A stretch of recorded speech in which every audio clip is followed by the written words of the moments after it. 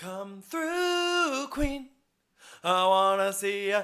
Come through, Queen.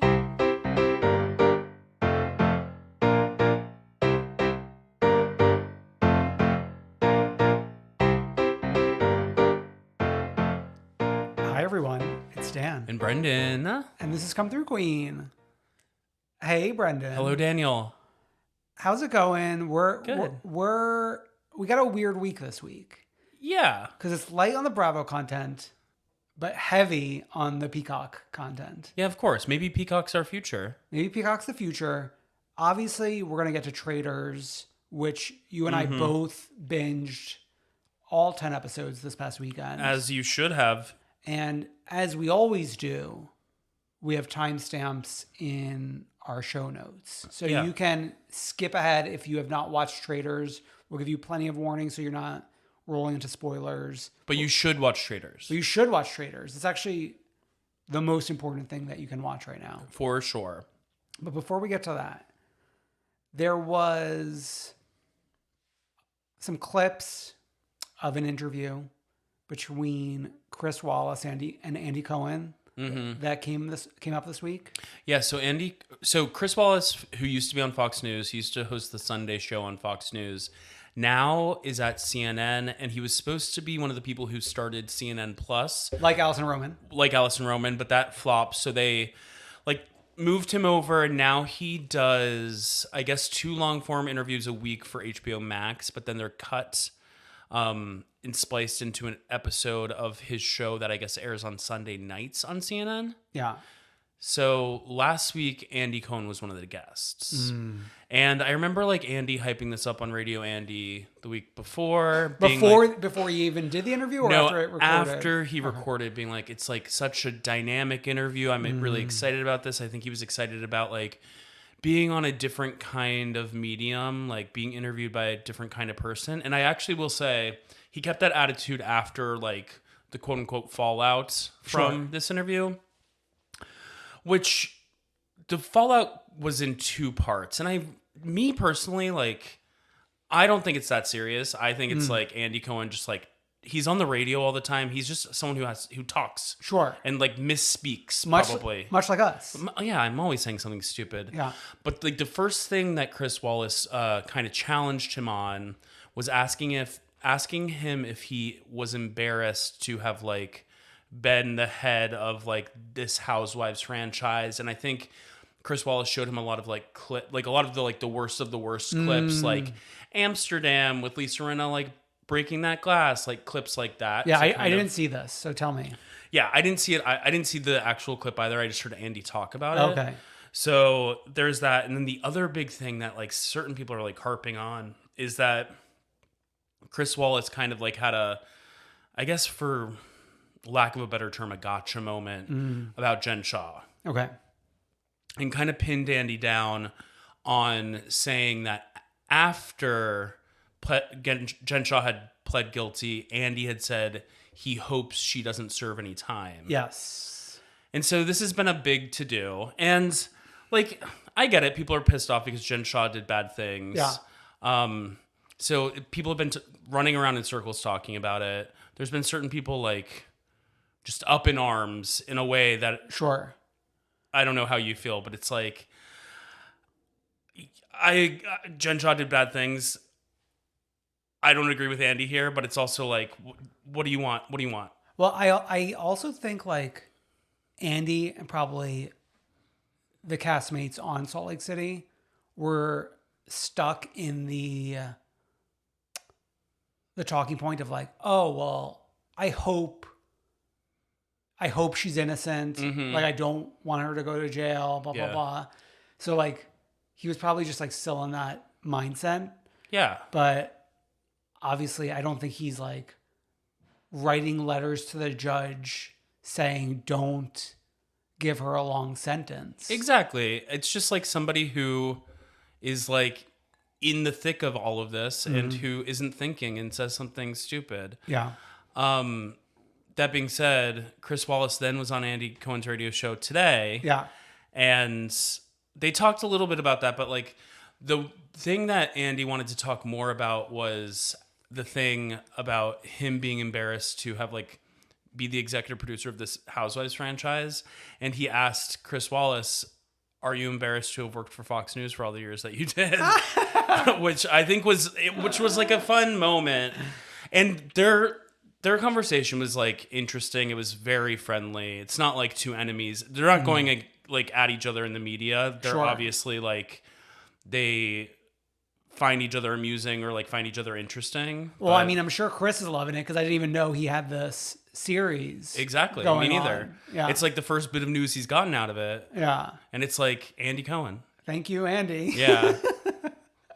Yeah. I mean, obviously the whole Jen Shah thing is a disaster. I think we're kind of landing at the one-on-one special not happening anymore. And you know what? I don't need it to happen. I'm done. I know. I think last week or whenever we reported on the actual sentencing, we were both like, we don't need the one-on-one. I like barely even want to like utter her name on this podcast anymore. Just because, not because I'm like holier than thou about it, just because like I'm sick of talking about it. Yeah, it's a wrap. Yeah, exactly. But on a related note, we did learn this week that the Salt Lake City reunion might be 3 parts. Yeah. Unless it's a relic of them baking in a potential Jen Shah one-on-one interview. What are they going to talk about? I mean, we do have the 1 week break right now, which is why we're not covering Salt Lake City. But I feel like it might end up being a 2-part. I mean, like, not hopefully, but it's just like watching the trailer for the reunion. It's like they barely had enough for the trailer for the reunion. Yeah. It felt like. I mean, and I pointed out last week, we usually get the reunion trailer during the day before it airs after the episode. And they broke tradition by not doing that this week. Yeah. Yeah. I wanted to... Wait. Late breaking news. Oh. Coming from Jen Shah herself. Alex just texted this to us. Oh my God. So she just released a statement saying, God. Official statement from Jen Shah regarding the one-on-one with Andy Cohen and Bravo. I guess we should just read this. Sure, yeah. So on January 6th... Why are we invoking? God, I stood before Judge Stein and asked him to see me not as a fictionalized character, but as the real Jen Shah. I'm now at a point legally, emotionally, and mentally where I can answer some questions and provide a few unknown details about my case. I want and need to share these critical facts. I owe it to those that love and support me to hear the truth. I will not be doing the one-on-one with Andy Cohen and Bravo because of their unwillingness to remove contractual provisions that would allow the network to legally make misrepresentations of me and my story, relating to any and all topics prior to and during the course of my participation. This specific one-on-one interview was not part of my Real Housewives of Salt Lake City reality TV contract. I promise myself and my loving family that I will not allow this portion of my life to be sensationalized or inaccurately conveyed. Too many people have been hurt by my actions and my inability to control my own narrative. I would rather remain silent and wait until I am able to accurately share my story than continue having complete lies and misrepresentations about me smeared across the headlines. I intend to speak and you will hear from me. I will share my story and this painful part of my life very soon. Jen Shah. Wow. I mean, very soon. She's only got a month at this point. So. Who do you think it's going to be with? So I even wonder... Well, okay, so there's 2 things. Number 1, I would imagine she wants to do something where she could make money off of whatever interview she's giving. Mm-hmm. The counterpoint would be, if you want full control, you simply record something and post it on your Instagram, much like this. You're not making any money, but you're not running the risk of misrepresentation and lies spread about you, whatever she's trying to say here. One thing that comes to mind is that obviously ABC and Hulu have been doing a lot around the Jen Shah case and a lot around the Housewives in general. Like there was a GMA piece this morning, and I think there's going to be a Nightline thing. So I could see her going that route because that's like the one big outlet that's talking about it. And the Hulu documentaries, I think, were like pay to play. For the participants in the like the talking heads. Which I think, but like usually that kind of stuff would not be paid. I know, that's what I'm saying is like, how is ABC News going to pay Jen Shah for an interview? I don't know. Yeah. Or I don't know about news ethics these days, Yeah. to be honest.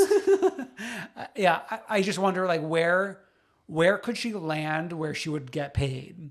I mean, wouldn't Bravo be that space? I know, but I'm sure she's probably trying to get more money than Bravo is offering for it.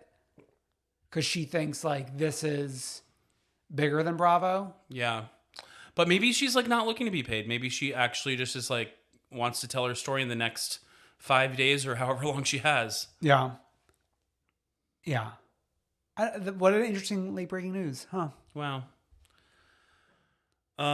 Speaking of reunions, we have the Potomac seating chart. Yeah. And do you want me to read it out? Yes. So I always get confused by this. So I'm going to read it from left to right, even though that's not how I view it. Okay. But we'll see. Sure. Okay. So on the very left, Yes. Mia. Which she was on the end last year. Yes. Okay. Next to her, Robin. Which makes some sense. They're allies. She was filming Robin Dixon Zone. Yes. Okay. Candace. Which makes sense because Robin was defending Candace against Yes. Giselle. Karen. Okay. Andy. Yes, of course. Then we've got Giselle. I mean, Karen and Giselle, who could knock them off their spots next to Andy? Exactly. Then we've got Ashley. Okay. Ashley, Giselle, that makes sense. And then Wendy. Doesn't make sense. Doesn't make a ton of sense. So the way I view it, if you want it to make sense in like traditional allies would be on either side together, you would move Robin and Mia to the other side to be with Giselle and Ashley, and then you would move Wendy over next to Candace. Yeah. But I think this is not a new thing where the traditional planning of seating charts It's out the window. is out the window, not really occurring anymore. Yeah. Like they're placing not sworn enemies, but maybe people on opposite sides next to each other. Yeah. You know what I kind of miss about the COVID era of reunions? Theater in the round. Theater in the round, where it's like... Yeah, very Shakespearean. Yeah, and it didn't really matter as much where you sat because you were 6 feet apart from somebody regardless. Yeah. Taking all necessary precautions. Except like in between breaks, sitting on top of each other. Making out with each other. Oh my God. Yeah, I mean, I'm looking forward to that. I'm looking forward. Where do we place Jacqueline? Where do we place Charisse? Right. Do we think Jacqueline's invited, right? I would think. Charisse is invited, right? I would think. Hopefully. I mean, we're getting like both Angies and Dana in Salt Lake City. Well, I mean, the room is empty without them. So And probably like 7 more Angies they found off the street. the in Salt Lake choir will City. perform behind them. The Daddy Bear guy. Daddy Bear. Bears of Bravo. No, I'm looking forward to the Potomac. I mean, the Potomac reunion is always a touch iconic. What do you think the theme of their outfits will be? Because they traditionally all wear the same color, similar colors. Okay, so Dave Quinn posted something today on Twitter saying like, today's a great day to wear blue. Oh. So I think they're wearing blue, which we have not seen them in, obviously. Okay. Ramona blue? No. Can you imagine they all like walked in with like the classic Ramona cut? The thing is, like, sadly, Giselle will probably walk in on that. I mean, With that. yes, please. An homage. I mean, she's an OG honoring another OG. An OG who she's squashed that beef with. She squashed the beef. Yeah. No, that's great. I love that. Just speaking of Dave Quinn, real quick, this is just New Jersey related. He tweeted that Danielle Cabral, The new Danielle. the new Danielle on Jersey, was featured in a MTV True Life I'm a Staten Island Girl nearly 20 years ago. That was like the era. That I was watching those True Lives like it was dinner. I probably watched that exact True Life because, you know, like the True Life I'm on the Jersey Shore spawned Jersey Shore. Yeah, of course. The TV show. It was an inspiration. Yeah. And Dave reminded everyone that her plot in that was that she was an aspiring actress trying to lose her Staten Island accent. And I related to her plot point so much because growing up, I heard all the Staten Island accents around me and I said, I don't want to sound like this. And I hope I'm achieving the goal. I wouldn't call what you're doing Staten Island, but there's definitely like things, there's moments. What? Well, I've always said like, you know, you get a few drinks in me and then it becomes like more Staten Island. Yeah, it's more like there's just like certain words that you pronounce in an interesting way, but I like it. Okay, yeah. Unfortunately, this episode not available online. Yeah. Like, We'll find it though. Paramount Plus, MTV.com, nowhere to be found. Everyone call Mr. MTV. You know, this kind of harkens back to when we were hunting down Dina Manzo's My Big Fat Expensive Wedding episode. We need to get into the vaults at MTV. Yes. There's so much content there. And VH1. Yes. Like, it's all the same company, but there's so much content there. Like, I sometimes go on the Reddit for The Real World just to see what's up. And people are always complaining about how not all the seasons are on Paramount Plus. And, like, we need to, like, do some archiving, kids. You know, the problem with those networks, MTV, VH1, so many of their shows had so much actual music that the licensing has all expired and like you got to somehow cut it out. And I'm not sure it's quite as easy as these days as they're editing a show. The files are probably like, here, remove this piece very easily versus like stuff with old technology. We need to get a scientist who this is their job. Yeah. That like they figure this out for us. I mean, the AI artists, let's put the AI to like work. Yeah, it's so easy to create like a weird photo of yourself looking like you're in a castle. Like a friggin' like spaceship captain. Yeah. Let's get the AI to work. Let's get the AI to remove the music. Let's get Megan in there. Let's get Megan. Megan, I'm sure will be happy to help. Yeah, what's her little friend's name? The like Alexa dupe, like Eve, not Eve. Elise. Elise, yes. I think Elise. Something like Elsie? that. Elsie. It was Elsie, yeah. Team up. Okay. We need to get to the television event, I'd say of the year, just because we're only 3 weeks into the year. So far. Yeah. So the television event of the year, Traitors. Okay. Neither you nor I watched British Traitors. No. And it was also based on like another country's show. Oh, too. was it? Yeah. But the gag is that the streets are telling me that American Traitors was actually filmed before British Traitors. I know. We misspoke a week or two ago saying that American Traitors rolled in, used all the challenges, and rolled out. Where lo and behold, Alan and Friends were there first. Which is so interesting.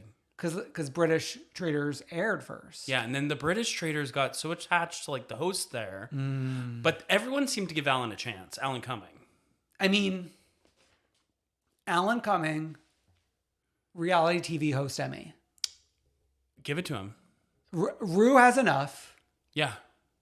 I think Alan is bringing something new to the table. Alan is pretending like this is his castle. Alan is wearing the wardrobe department's clothing like his life depends on it. Yeah. And I gotta say, this is before we get into like the nitty gritty, a wardrobe department was outfitting the entire cast. Right? I don't know. I think so, yes. Because if you walk into the Big Brother, everyone looks like mishmash wearing different clothes. Everyone kind of like had variations on a theme. But like then, if we're going that route, then Kate Chastain is insulting the wardrobe department who's dressing her as part of the plot. Wait, why is she insulting them? Because she kept on going after Rachel Riley's looks. Oh. Yeah, but like maybe it was like a collaborative effort. Like wardrobe presents you with these options and like Rachel's selecting these pieces. Maybe. I'm not quite sold on that, but I'll like go with that. Don't you think everyone looks so like polo player, Scottish? I mean, some people did. Fields. Some people did. Yeah. I just felt like for certain people I noticed, I felt like, oh, these people are savvy and got stylists. Oh. Like I think Kate Chastain hired a stylist. I mean, if we're going outside of them having a wardrobe person for the whole show, I think Kyle hired a stylist because I saw Paige comment under his thing about his clothes, and I think she was a part of that. But what about the humans? I didn't really notice their clothes all that much. But the humans felt like they were wearing similar clothes to the celebrities. I don't know. Maybe I see your theory. I'll go with it if it is. Yeah. But I think there was some personal touches there. Okay. This is a great segue into the humans. So you mean like the people who weren't celebrities? Yeah. So it's like humans and celebrities, of course. Yeah. So in the UK version, all humans. Yeah. In the United States, 10 humans, 10 celebrities. Yeah, and let's go down to the celebrities just so people know. In case like you forgot who? Okay. Or in case they like want to get into it and we're not at spoiler land yet and like maybe sure. So first of all, from Big Brother, Cody, who was on 2 seasons of Big Brother and won one of them. Yes. Rachel Riley, Big Brother legend, but one of the most annoying people on Big Brother. And I think she won once as well. Yeah, probably. Yeah. My favorite moment of hers is when her and that gay person fought and he ate her up. Sari, who's a legend on Survivor. Okay. Stephanie, who's a MAGA Survivor player. Okay, but both, you know what? Here's the funny thing about both of them. Both appeared on Survivor so long ago. And I didn't realize they kind of like pretty much appeared right after I stopped watching. Right. But yeah. And I think Sari definitely did the game like 3 or 4 times. Yeah, she like kept on coming up. Stephanie, I don't think only did it once. I think she might have done it at least twice. Yeah. So like these are people that have been around the Survivor block a few times. Yeah. Ari from The Bachelor. Okay. Who I remember when his season was airing, people didn't like him, but spoiler alert, I kind of liked him on this show. Okay. Brandy Glanville, Housewives, obviously. Ryan Lochte, Olympian, but like they credit him in this show for like his reality stuff. Oh, really? They do? Yeah, because it's all reality stars. Yeah. Kate Chastain from Below Deck. Of course. Kyle Cook from Summer House. Legend. And then Reza from Shah's of Sunset. Okay. Let's jump into... Okay, now we're spoiling. This is now the spoiler cutoff. Yeah. So now you could jump ahead to Potomac if you don't want to be spoiled for Traitors. Sure. Okay. Reza, it's a shame. It should be in the celebrities' contracts that you cannot be voted out first. Right. But also, like, he was flying way too close to the sun. He was annoying in that first challenge. I know, but like, who would know that for him to be annoying when he gets out, and then for Kate to be annoying, she's the shield for the most of the season. I know, but Kate, like, annoying but funny. but funny to us. I'm not. Was she funny to them? She's not to the contestants. Yeah. But I think some of them started to like her, and Reza wasn't funny to either. I don't think. Oh. Like Kate was funny to the audience, obviously. Yeah. But I will say, we were considering naming Reza the One True Queen this week at the end of the podcast. Just Google him in Kyle Richards and see what comes up. I mean, he's making up for Lost time on the Traitors. Lost time on the Traitors, kind of putting his name out there for sure. Yeah. Okay. Who do you want to talk about next? I mean, the thing is, what I wanted to see and what could have happened but didn't happen, I wanted to see a Brandy, Kate, Kyle alliance. And Brandy and Kate didn't ever quite get there together with Kyle. I think Brandy was more into Kyle than Kate was. Sure. Kate threw Kyle under the bus at points, which was sad. Okay, so we're going to be circling back to Kate 100 times this episode because she's like the sun and everyone's orbiting around her. But like, as entertaining as she was and made the show, she was always wrong. She was always wrong. She wasn't good at the actual game. You know who's good at the game? Brandy and Kyle. Yeah, Brandy and Kyle. I mean, especially Brandy, I think, like, in episode 2, had 2 of the 3 traitors figured out. Yeah. I mean, I'm not diminishing Brandy's abilities. To me, it kind of felt like she, like, landed on them by luck a little bit. Yeah. Because, I mean, my complaint of this show is truly, what are we basing this off of? It's, like, all about vibes. I know. But so for me, by the time that Kyle put the pieces together, I think there was more to go off of. For sure. Because, like, he's noticing, like, okay, these people are... Cody and Suri are being very quiet. Mm-hmm. And Christian is being very obvious that he's a traitor. And, like, with the Kyle of it all, he was using a lot of common sense. He got a tip off after Ryan was voted out. He got a tip off. Cody tried to come to him and say stuff about Ryan. And Kyle was closest to Ryan in the game. Yeah. And so Kyle tried to be smart about it, but there were so many idiots in the house that he tried to go to people he thought he trusted to try to turn the house against Cody. Yeah. And those people were fucking so stupid.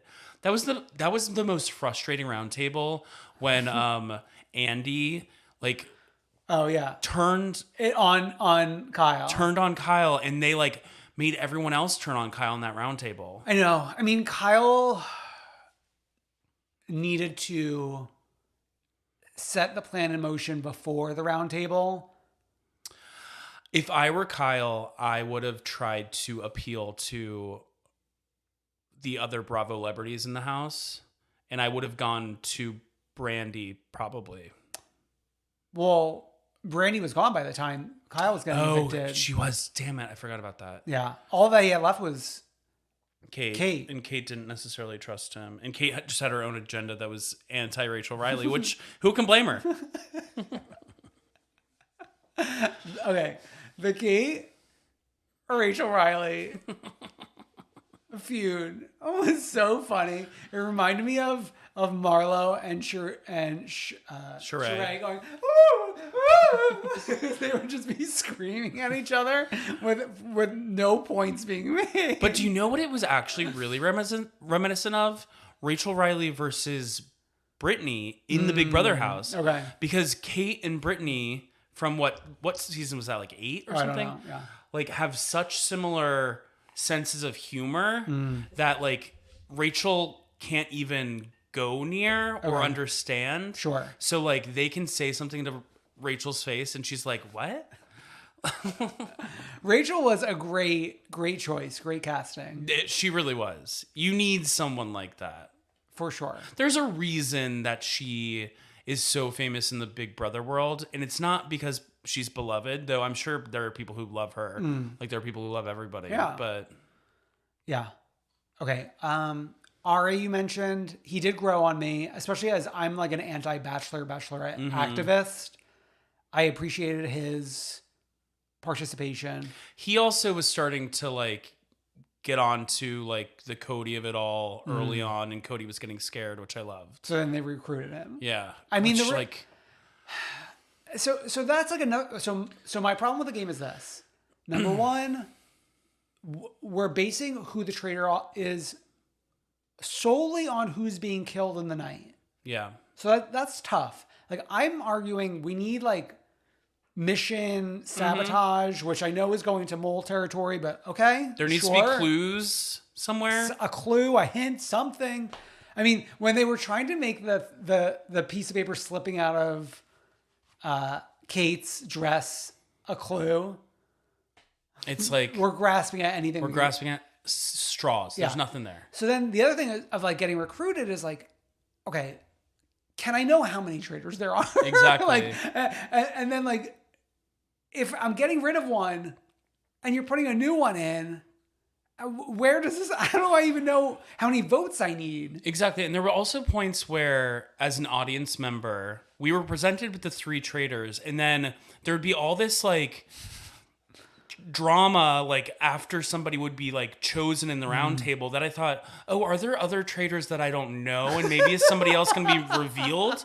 Because we'd go to a fucking commercial break between the person being named. And I'm like, which by the way, like, I know you're trying to prepare to go syndication air on Bravo, but it's like to be streaming on Peacock and to set us up for these commercial breaks is so annoying. I know. It's true. Like, they can't do 2 edits. Yeah. Please. I mean, listen, we give the editors plenty of praise when it comes to these shows in general, but like, we also need to critique when necessary. Exactly. Yeah. Anyone else you want to discuss in detail?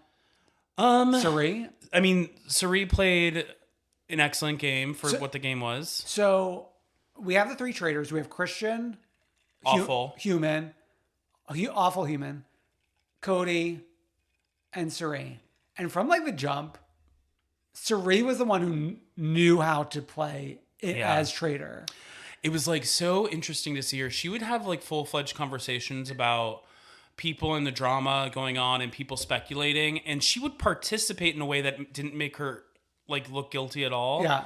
But also she kept her like hands clean. Yeah. Meanwhile, like Cody's like trembling. Yeah. Christian is overacting. Looking this way and that way. Yeah. Guys, I have an announcement. I've been recruited. So stupid. But I denied it. Horrible. I mean, both him and Cody walking into breakfast with these like pronouncements. Can't you see the answer is just shut up and be quiet? I know, and you'd think Cody would know, especially like learning from like Derek in his first season of Big Brother, where he came in second, where Derek was like the calm, cool, collected one. Yeah. A cop, by the way. Oh, Derek. Detective, yeah. Ugh. Ryan Lochte, Chief Doofus. Loved him. Loved him. I could watch hours of him. Here's the thing. I'm glad he's on season 1 of Traitors, where no one really knows what's going on. Because I think season 2 is going to be a different game. Yeah. Let's put him on season 2 too. No. we like, I can't do Doofus Energy season 2. I love Doofus Energy. It's so fun to watch. That's like, I like Doofus Energy on these kind of shows because I don't really care about the gameplay all that much. I know. It's so secondary to me. I care about the personalities. Yeah. Okay.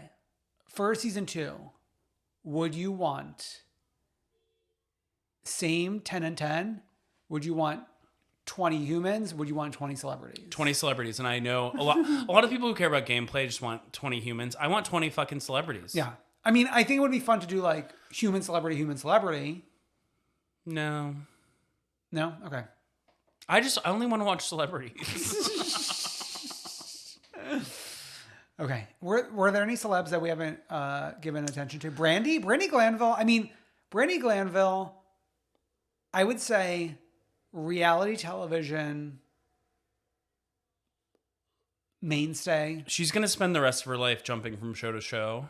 I actually think like I want to land on this in maybe a bonus episode somewhere of the Housewives. How many reality shows Housewives have individually done? Yeah. I mean, I think Brandy's far... The winner. Yeah. By far. Yeah. Because she even fucked with like Celebrity Big Brother UK.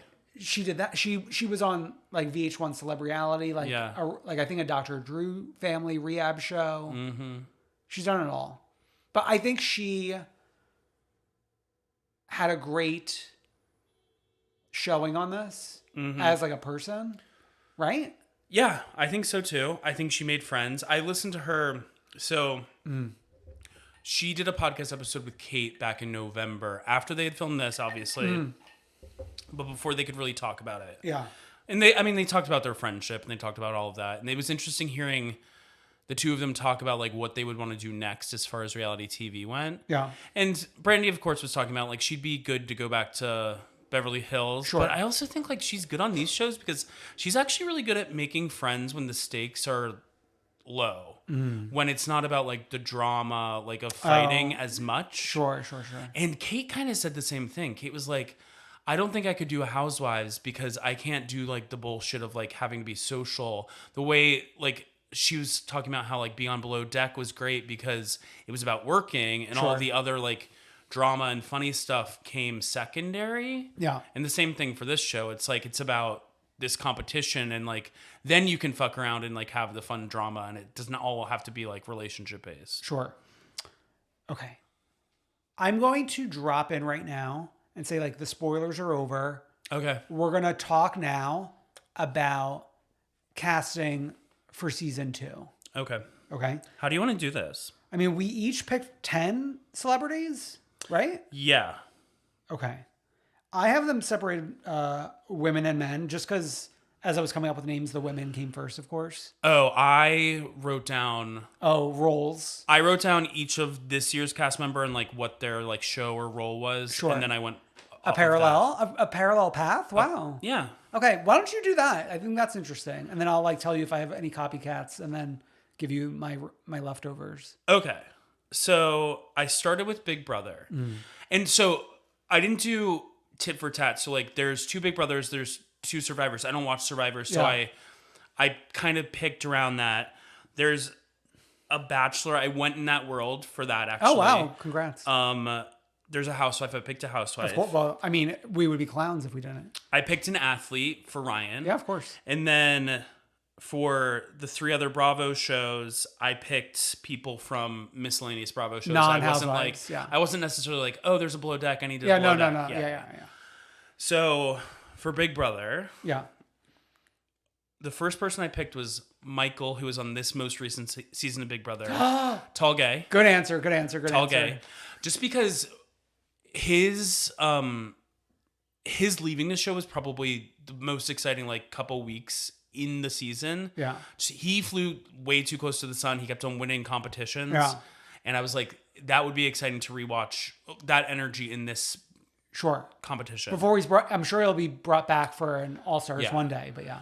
And I think like to join him from Big Brother, I wanted to see, because of their relationship almost, Janelle. Okay. Because Janelle's obviously a Big Brother legend. Yeah.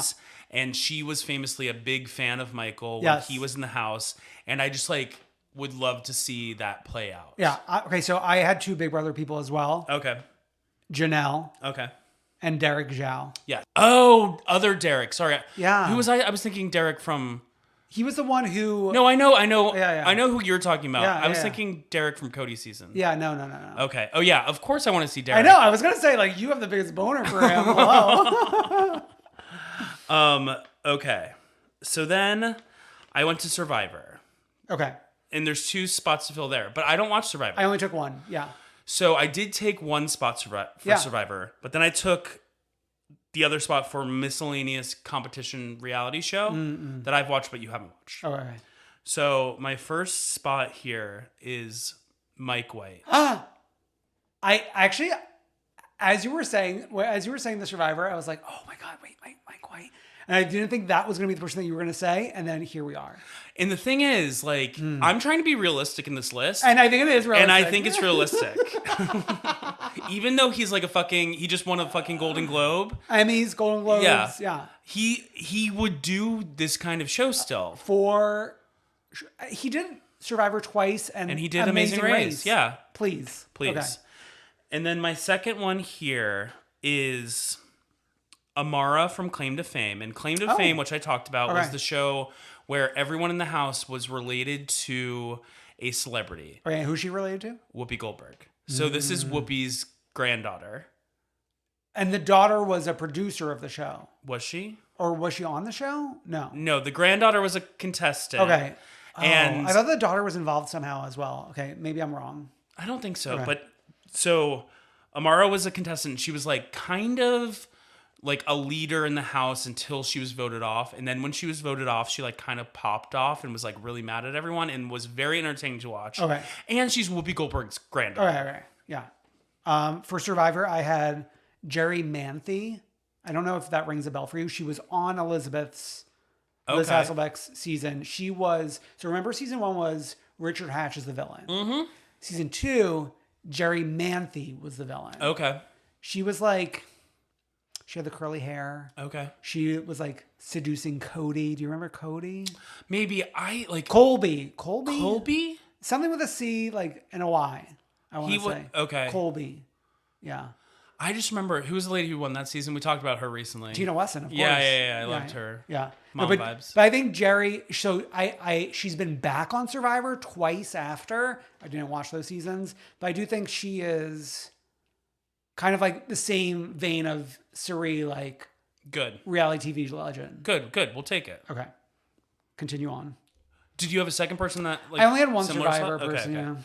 So then Bachelor Nation. Yeah, I don't have anything, yeah. I went for, and this one actually might be below her, but Rachel Lindsay. Oh, yeah, Who, sure. She's a ledge. I mean, she just co-hosted The View today. You know, I would have gone like a Bachelorette person, but like my female slots were like too stacked. Sure. So, I mean, like, obviously we all know about Rachel Lindsay. She was the first Black Bachelorette. Yeah, she also has proved just to be like, keep herself relevant in the news. And which is why I think it might be below her, but Yeah. I still support my choice. Okay, sure. And then, do you want to go Housewives? Because I think Housewives is where we overlap. Sure. If I were to guess. Yeah. 1, 2, 3. Candace. Oh, well. It's like when Candace is not on the screen, I'm asking, where is Candace? And she's just like, she's so tuned into like everything pop culture these days that it'd be great. She also like would know some of these folks probably. She watches Big Brother, so like she would like know of like some of these people, that kind of thing. She would, if she got the gig, I'm sure she would do her research Of course. like a proper student. Of course. Yeah. Athletics. Who do you have?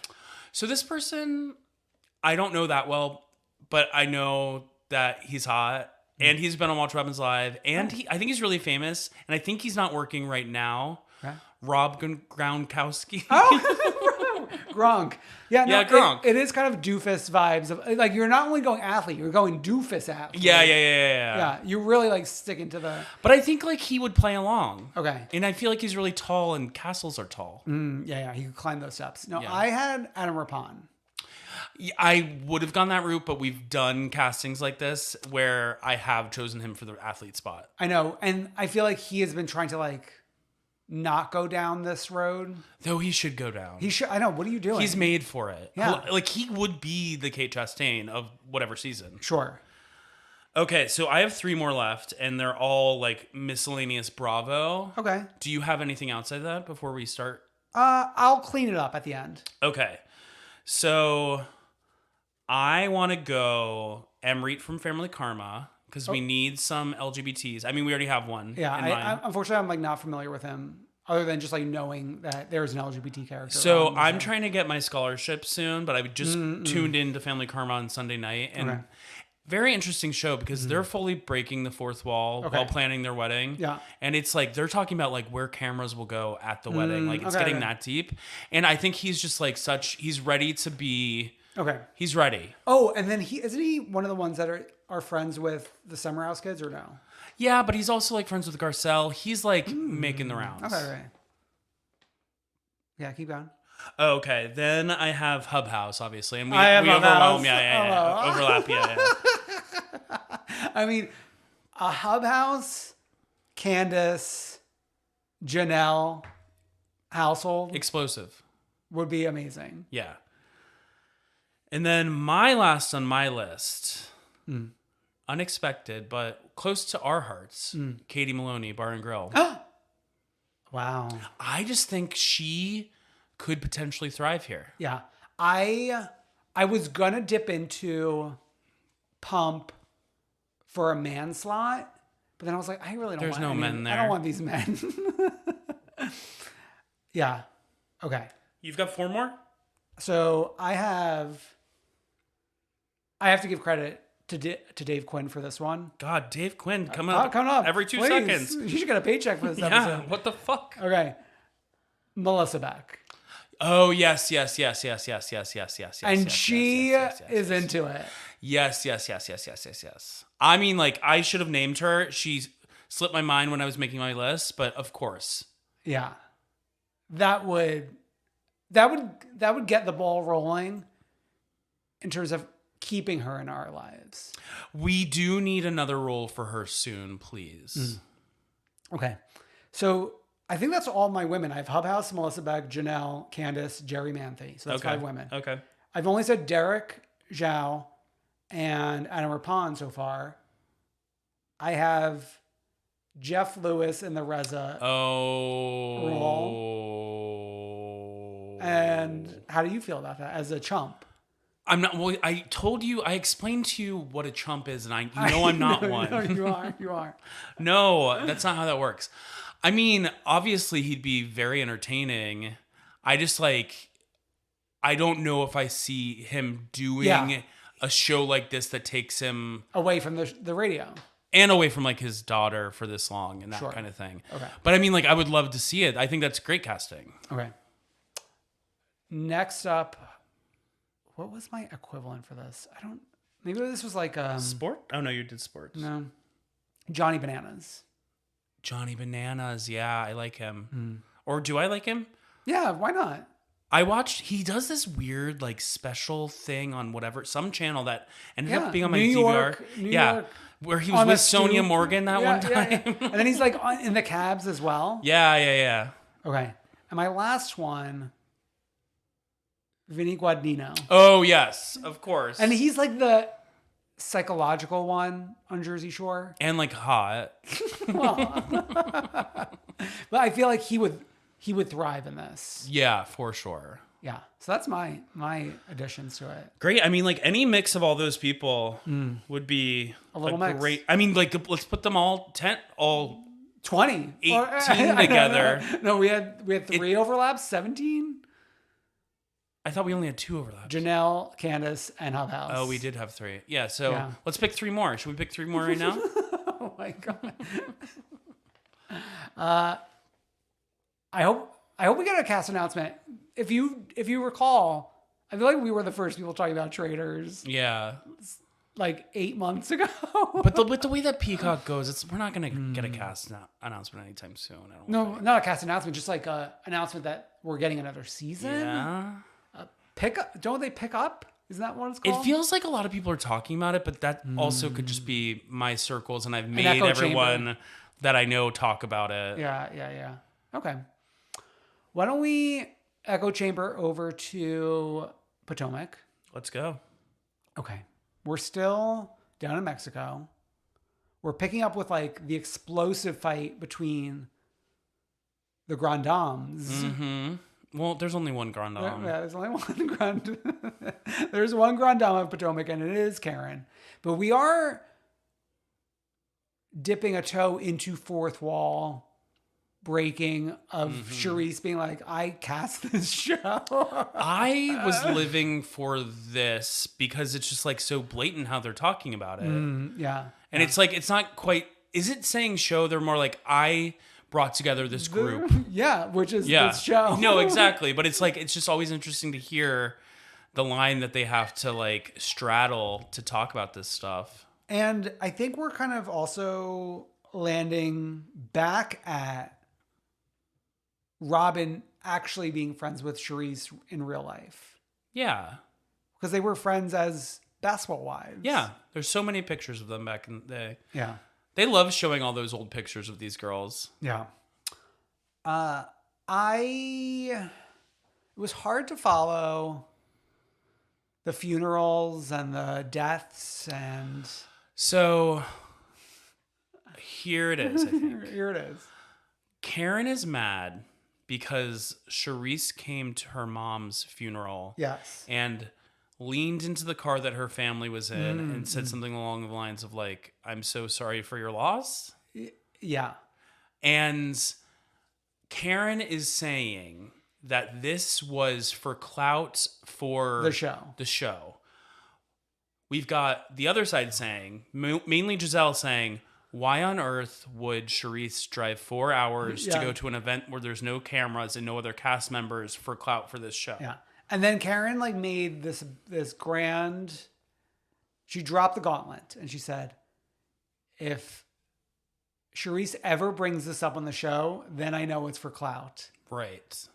And then she did, and now she wants to murder her. Yeah. She really wants to murder her. Which I get. I mean, like, I think both sides, there's truth to both sides. Well, then the other side is when Charissa's parent died, and she said, Karen just texted me, like, sorry for your loss. And then Karen went online and scrolled, like, a paragraph screen lengths worth of message. Charisse said it was 1 line, and Karen said, well, no, it was 4 lines. But, I mean, No. I'm agreeing with you. So, like, 4 lines sounds like nothing, but 4 lines in actuality is, like, a lot to say to somebody who has a death in their family, I think. Yeah, I think you're giving Karen a little more benefit of the doubt. Okay. I think it's somewhere in between for both. Oh, I think interesting. Charisse is full of shit here, and I think Karen is also full of shit here. I think, like, this is one of the dumber fights. It's like they're fighting over, like, who's the Queen of Potomac, who's the Grand Dame. And of course we've been told that Karen is for so long by Karen, and I love her. Obviously I'm more team her than I'm team Charisse, but I just think it's like the evidence brought to the table isn't as impressive as one could want it to be. Okay. Well, at least we just go back to the hotel bar and dance the drive back. Exactly. I mean, I love like us being able to use actual music. And like to be in a fully lit hotel bar. Just like lights up.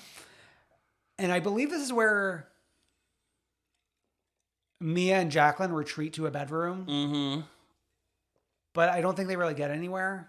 They don't resolve anything at all. Yeah. And it's like, why are we even going with them if they're not going to do shit? Yeah. Where do you see the future of them and this show? I mean, I think that I think it if Jacqueline comes to the reunion and turns it out, both in look and content, she could come back. I think she has it in her to turn it out for look, as we've seen in confessionals. I know that's like that to me kind of changed my mind a little bit on Jacqueline. And I mean, like, she needs some training for the rest of it. I think Jacqueline's right. Yeah. I just think that she gets too emotional. But that's good. I know, but you can't get too emotional where you're not talking and making a point. You have to have a little bit of the fight in you. She's still got a lot of fight left in her. Oh, no. No, I think there's more to come. Yeah, no, I would like to see Jacqueline in the mix. Okay. It makes more sense. Like, if we're keeping Mia around, I think Jacqueline needs to be there. Well, I think what's made Mia even more interesting this year is like the dynamic relationship. Yeah, exactly. But I could also see a world where we get rid of Mia and just be like, cut our losses. Let's move forward. Oh, yeah. I mean, if we're cutting Mia, though, Jacqueline's not coming back. Yeah, of course. Yeah. Okay. I want to make sure. Okay. We're going to the cenote. Love that. I've never been to one. Yeah. I mean, we had the option of going to one time when we were down in Mexico, but like our trip was not long enough to squeeze in like a activity like that. Yeah. You know? Just want to be at the pool. Just want to like be at the pool, have a drink, get ready for dinner, you know. All the hard things. All hard things. Yeah. I mean, Ashley is definitely trying to make this more of an experience. Well, she's leaning into like the spiritualness of like this entire thing with the shaman, the cenotes, Yeah. the GoPro in the cenote. The GoPro. Yeah. And like none of the ladies are into it. They like half of them leave to go find where they're going to eat lunch in the middle of like the swimming part. Yeah. Okay, where do we land next? They have a little bit of conversation at lunch. And is this where Ashley and Candace talk about? Yeah. Oh, I mean, the award goes to Candace. Yeah, it's like, thank God. She perfectly put Ashley in her place. Yeah, but like while bringing her along. Yeah. It's the award goes to her because she's putting in her place, but being like, we are going to now be friendly with each other. I know, except my concern is like in present day, I don't know if that's the talking point. Well, that's this show, baby. Yeah. But on the show, yes. So like she Candace is able to pull an apology out of Ashley while also kind of like putting Ashley down by being like, so because of the relationship you were in, You had to come after me. you think I have all these questions. Tell me what my man's doing. What's my man? Blah, blah, blah, blah, blah, blah. I would want to know what my man is doing. But she's like, I'm not worried about my man. Right. Because I know my man. And Ashley wasn't worried about her man for a long time. Only when other people brought it up, she was worried. Did we not remember the past how many seasons? She really, I mean, like... Well, I mean, she had to be worried to... You either need to be worried or you have to be like, our relationship is we don't care what each other are doing. And most of the seasons of the show, Ashley was worried only after other people would talk about Michael's behavior, right? Yeah. Yeah. So, I mean, like, Candace does get the award. She gets the award. Wow. But I loved,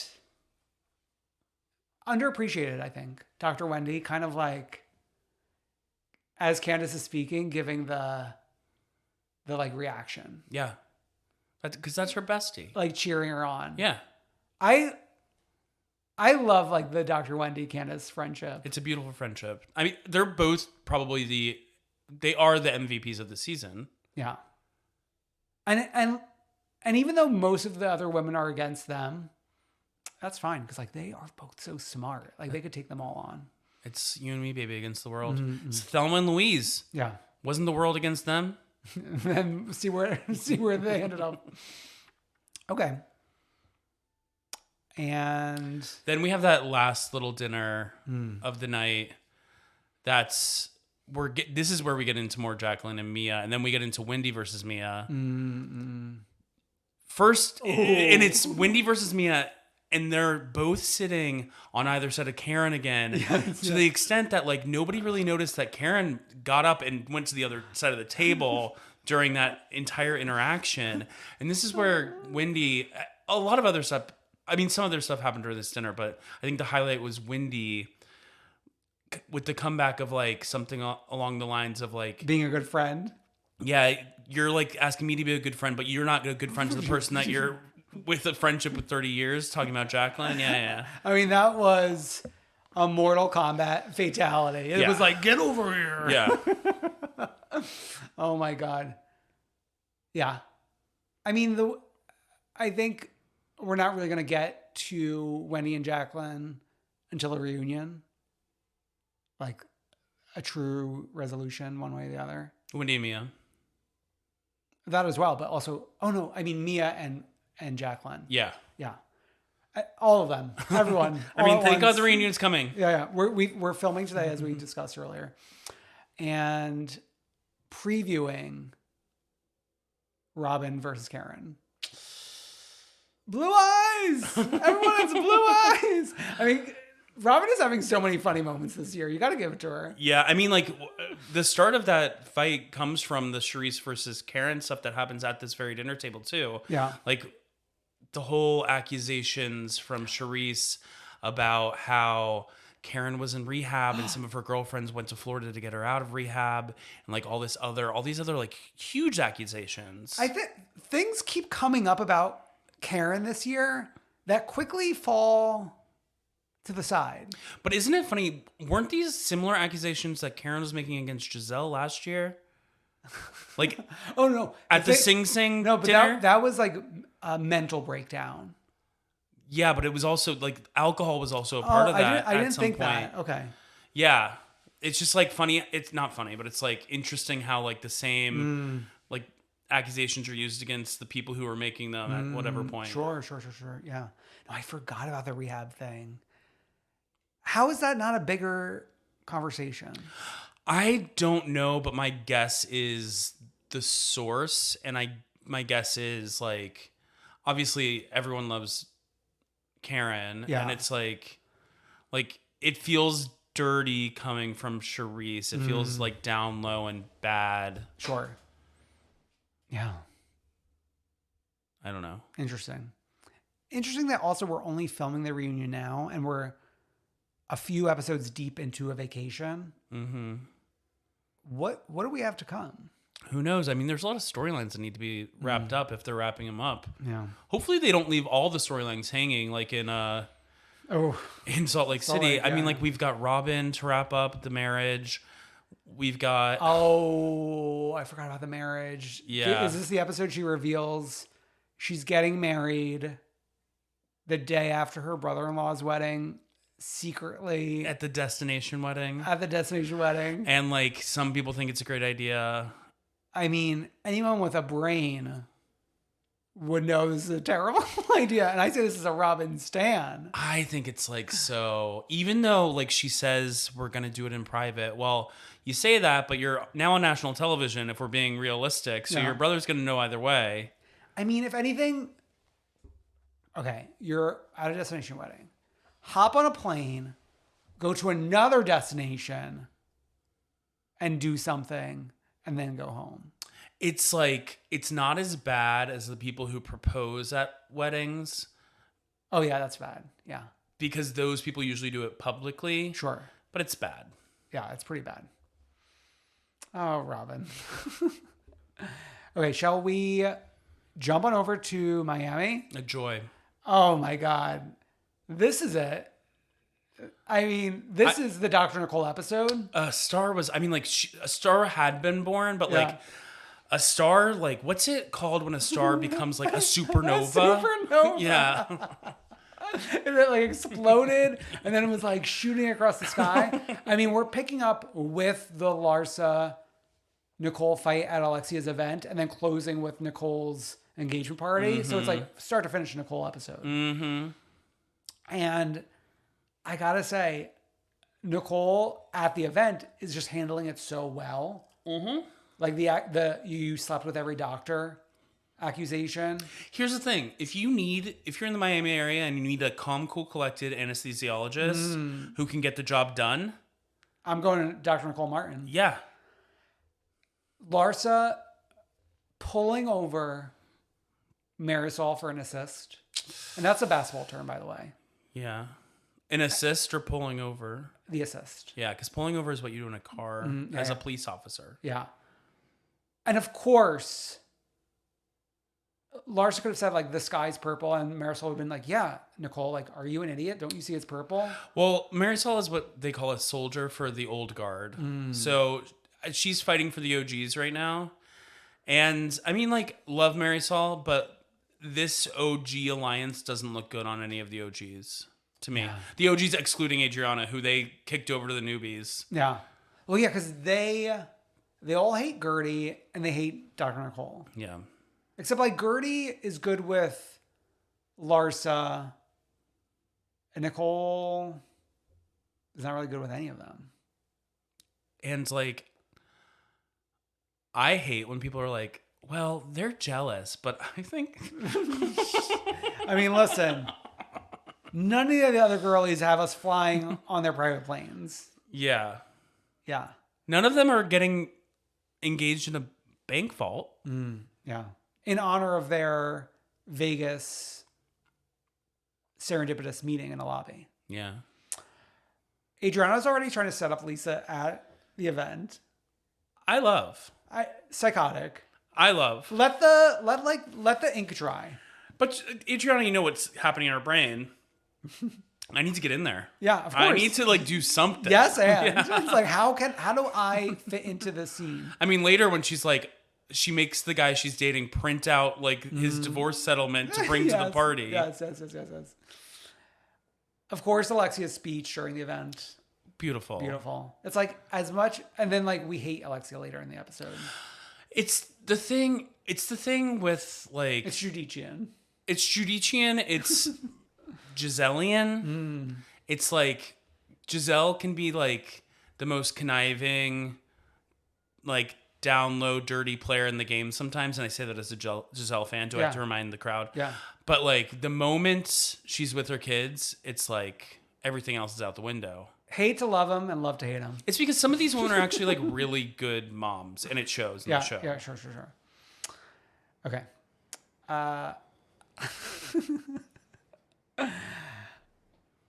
Gertie playing heads up with the family. As somebody who loves Heads Up, I would have not been as miserable as most of her family was for most of this game. Well, it was funny. Like, it was truly misery until we got to the Star Wars round, where Russell and the older son have never been happier. Killed it. They've never. And then once we got the assistant driver, in there, I went. Horrible bosses. Horrible bosses. And she says, it says whore what? I was dying. Russell's face when with the horrible bosses joke, his face was so red because he was laughing so hard. I love Russell. I am okay with him. I like a mouse in the house who loves Star Wars. What's not to love? Jar Jar Binks? Oh my God. Actually, like, they famously, the fans hate Jar Jar. I know, but I love Jar Jar. I know. So maybe you and Russell might not get along there. Okay. Julia and her stylist, I want to say. Also, is this dog an actual service dog? Ooh, well, I was thinking it. What service is he providing? Right. And like, if we're eating outside, do we have to throw the service dog thing on? Like, also, I love animals. And as I don't know if we need to bring one to every gathering. No, we do need to bring one to every gathering. I mean, I like it when it's the goat. Because that's funny. That's camp. I know. Elvis should have been in the building. Yeah. Not throw one of the vests on him. Not Zorro. Isn't it sick? I know these animals' names. Elvis. We should get. Oh, they should get Elvis the goat together with Austin Butler. I know. Like, that would have been that would have been the perfect Bravo SpawnCon. Like, Julia and Elvis watching the film. Isn't this a great movie? And commenting on his voice and how it's going to stay like that forever. It's going to stay forever. That's actually, like, this isn't a podcast about like celebrity culture in that way, but that is some of the best discourse that exists right now. It feels very 2015. I mean, I just didn't know what was going on. Also, did you see Vanessa Hudgens has commented on it? Ooh, what'd she say? She said, like, LOL. Crying crying emoji. Like crying laughing. Yeah. Okay. I mean, we're with Zorro and the stylist. We're talking about adopting, and Don't Say Gay in Florida. Which, like, that segment, the Don't Say Gay segment was really great, but it's like it feels like Julia's going into this adoption thing without doing any research except for talking to the stylist. Yeah, sure. About his personal experience. Well, where we land later, when like Julia's making the announcement that, like, as if like the adoptee is arriving tomorrow to Nicole. It's too soon. Like Nicole's responding to it as if like that is what Julia said. Because the way, she presents it like it's happening, like the kid's here tomorrow. Yeah. Yeah. We haven't even started. She hasn't even started talking to adoption agencies yet. And then as per the preview, it sounds like it's not going to be an easy thing for them to pursue. Yeah. Yeah. Okay. So I've complimented Anthony in the past on his eagerness to be an active participant of the show. But he's definitely going down the route of like a husband that gets too involved. Oh, you think? How so? Well, with like the dragging of Larsa. Oh, yeah. Yeah, when he like commented about her butt, I was like, maybe let's not go that far. I mean, and then they're like going into the maiden name. She's like, what's the maiden name? No one knows the maiden name. She would never go back to the maiden name. Yeah, it's Van Campion almost. It's Peter. Very bar one. Yeah. Yeah. But at the same time, like, I enjoyed their scene together because they also like ordered so much food that sounded so good. They order so well. Yeah. They're the best orders. Yeah. Kai, you heard it here first. Stop pandering to Instagram accounts. Okay. Gertie at Larsa's.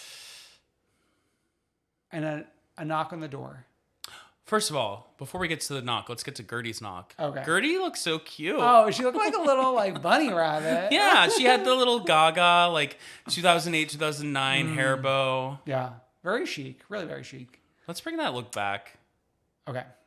I don't even know what she was doing there. They were making a stir fry. They were having rosé and like eating chicken breasts. Yeah. It was a little concerning watching the raw chicken breast on the wooden cutting board, but to each their own. Yeah, and then one of the sons was there, and he had just baked. Yeah. Are we trying to get a business about him baking? Bethany Bakes 2.0? 2.0? Was that English? You're having a psychotic break. Okay.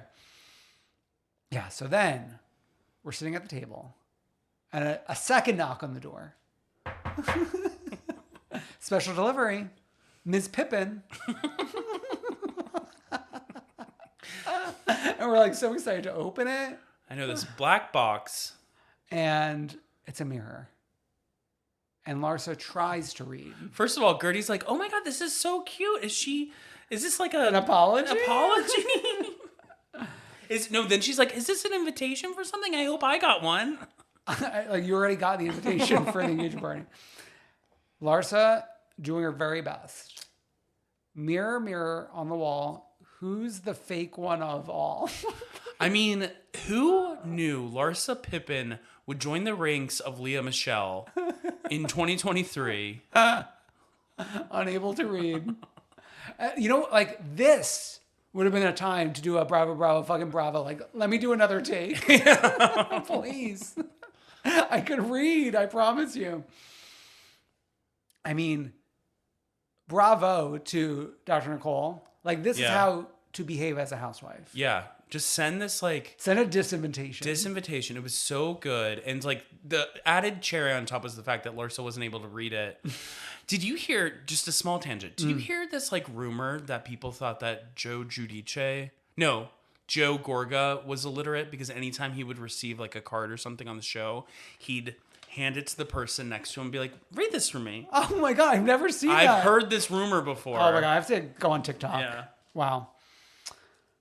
Okay. At the engagement party, Kiki makes a big thing about not liking Julia, and I already forgot about what that was. Me too. It was that fight on the boat where she stormed off to the Burger King. But was that a fight with Julia? Yeah, Julia was a part of it because it was like... I thought it was Adriana and yeah, but Kiki. then but it's a soldier. Yeah. Sure. Nicole's dad acting out. But this is just how Miami guys are. That being like, okay. So that being like kind of Alexia's like thesis here. And like given the Herman Munster shoes, that was her ex. Herman. Yeah. Given we've seen Aviva's dad. Yeah. Nicole's mom, dad. Yeah. There was one other example that I was going to bring up. But I'm like, these men are all cut from a similar cloth. Sure. I think. Yeah. I mean, he's like, I want to tell you a secret. And then it sounds like he's going into, if he comes home one day seeming like he cheated on you, don't make a big deal of it. And she's like cutting it off before he could land there. Oh. What grace she had under this pressure. Well, she goes from that into almost like a firing squad at her own engagement party of all the women being like, wait, why wouldn't you invite Larsa? Like, oh, Larsa's actually right.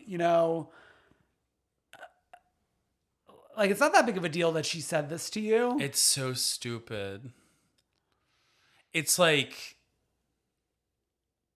these women, sometimes, like last week, I'm like, I love Mary Saul. This week, I'm like, she's such a loser. Coming in her white dress.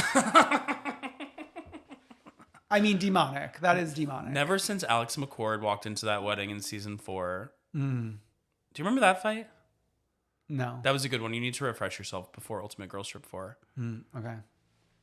Wasn't it a fight about like someone else wearing a dress? Wasn't it like Ramona fighting with someone about wearing? Ramona and Alex wore like white and off-white to a wedding, and then there was a fight about Ramona's friend wearing the brother's suit. Yeah. Okay, Yeah. I'm thinking about this. I'm focused on the suit. Yes. It all happened the same episode though. Okay. Wow. I mean, Dr. Nicole's episode. She's the mother I never had. She's the mother. The sister I always wanted. Wow. Okay. Just kidding. I love my mom and my sisters. Let's get to our Freak of the Week and the One True Queen. Our Freak of the Week this week is one Brandi Glanville. And let's build the backstory first. It's not like a true freak. It's just like a... Oh, right. It's not like I'm nailing her to the cross. Jesus Christ.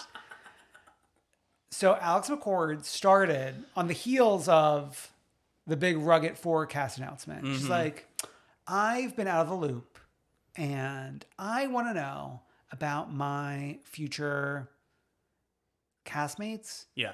So we're going to do a post every day, and all you Bravo fans, all the stands, she used the word stands, are going to tell me about these ladies, blah, blah, blah. So she starts, I think the first one was Brandi Glanville.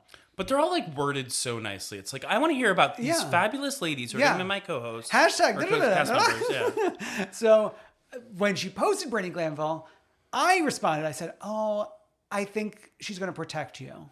Oh, and you've been using those like crying eyes emojis a lot. No, the eyes welling up. Yeah, that's crying. Yeah. Happy. So I say that. And then Brandi lets me down right away. she tweets like a screenshot of the post saying, this bitch ever heard of YouTube? I hope this post got her a few new followers. Yeah. This is like classic Brandi though. I know, but I just like was going into it thinking like Brandi would think she would be cute or like sincere. The thing is, this will start the season off in an interesting way. Yeah. Like, can you imagine day one, Brandi confronts Alex about this? For her post. But I will say, I'll give it to the two T's. They both came to Alex's defense on Two T's in the Pod this week. What'd they say? Basically saying they both thought that it was like a really good idea. Thought it was like really cute, really fun. Tamara's been actually responding. I know Tamara's been in the comments like every other it's post. Like the two of us and like her. Not like one other person really. Taylor Armstrong was, and then I think Gretchen responded to the one about her. Okay, yeah. But Taylor Armstrong responded to the one about Eva Marcel. Oh, what did she say? Just like, I got so close to her on our season, yada, yada, yada. Yeah. Wow. Okay.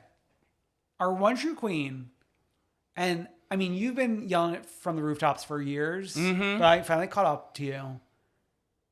Kate Chastain. The star of the Traitors. The star of the Traitors. Undeniable. I mean, she knows how to make television.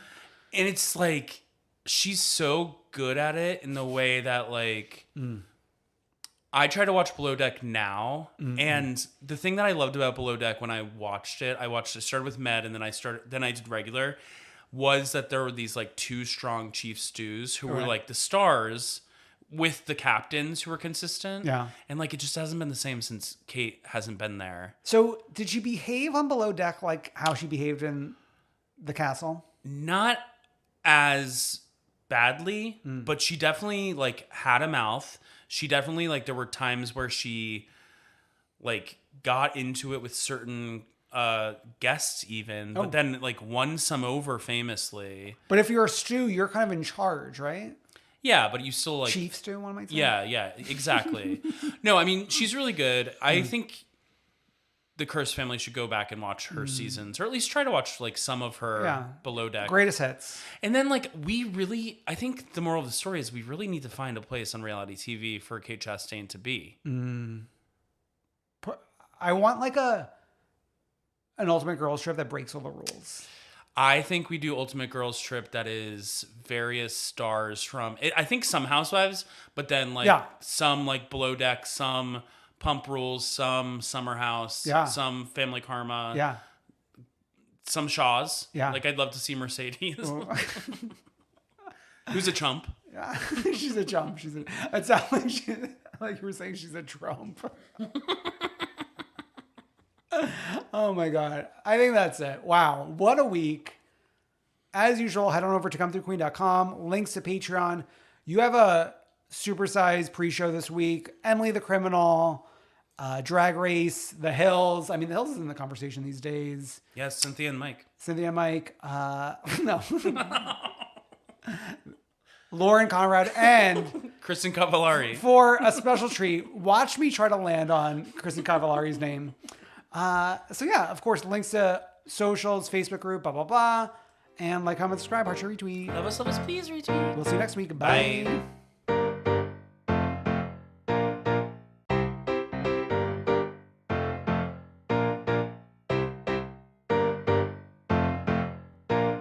I wanna see ya come through, queen.